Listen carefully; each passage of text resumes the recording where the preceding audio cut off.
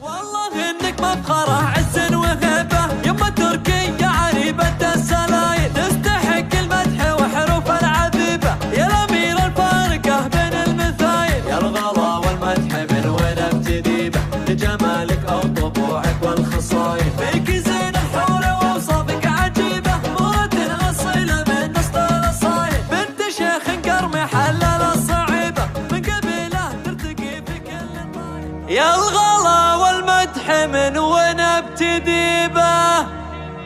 في جمالك او طبوعك والخصايل، فيك زين الحور واوصافك عجيبة، مهرة اصيلة من نسل الاصايل.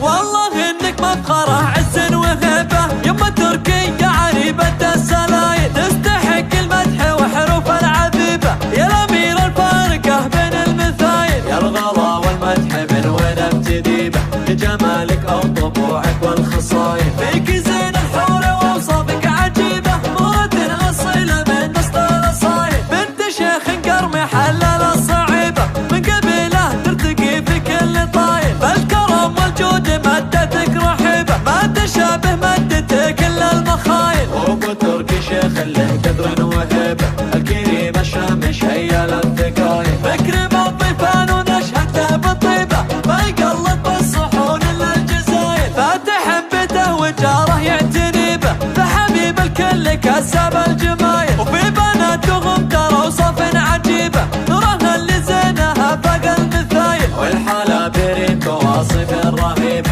والدلع من الجمالها هوايل، فيك زين الحور واوصافك عجيبة، مرة اصيلة من نسل الاصايل. والله انك مفخرة عز وهبة، يما تركية عريبة السلايل، تستحق المدح وحروف العذيبة، يا الأميرة الفارقة بين المثايل، يا الغلا والمدح من وين ابتدي به، لجمالك او طبوعك والخصايل، فيك زين الحور واوصافك عجيبة، مرة اصيلة من نسل الاصايل، بنت شيخ قرمي حلل الصعيبة، من قبيله ترتقي في كل طايل، فالكرم والجود مدتك رحيبة، ما تشابه مدتك الا المخايل، وابو تركي شيخ له قدر وهبة، الكريم الشامش هيا للثقايل، فكر بالضيفان ونشهده بالطيبة، ما يقلد بالصحون الا الجزايل، فاتح بيته وجاره يعتني به، فحبيب الكل كسب الجمايل، وفي بناتهم ترى اوصاف عجيبة،